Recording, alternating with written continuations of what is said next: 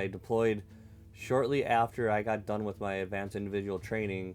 I was home for about 2 weeks and I got a call from the armory saying I needed to come in and sign some paperwork. Well, I was a brand new soldier, I was just a private at the time, didn't know any better. Go in there and like, hey, you need to sign this form. And I'm like, well, what's this for?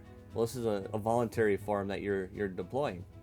And I was like, oh, really? So we left January of 2004 for Iraq. It was just the start of the war. I was 19 years old. I knew what was going on, but you really didn't know what to expect. So we got there mid-February, got into Kuwait. 28 of us from Litchfield that were put with a South Dakota unit. So we were kind of bouncing from base to base, building different things. We started at one base. They wanted, in a hardened building, they wanted to put up a bunch of wood frames so they could put tents in there to kind of give each squad their own little area. So we did that, and then we ended up moving down further south, and we ended up building a complete base from nothing. We built the berms, put out the wire, built it up to house multiple different units, and then we ended up moving back up north, and then we were actually the guys that were looking for the IEDs along the road. It was a 15-month deployment total, and I came back to, okay, I don't know where I fit quite yet, because you definitely have grown up. You went from being 20 to now you're 30. So it was different coming home to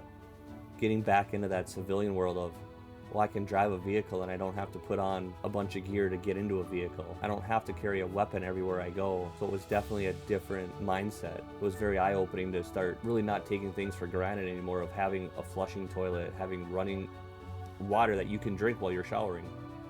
So it was definitely as a 19-year-old, very eye-opening for me.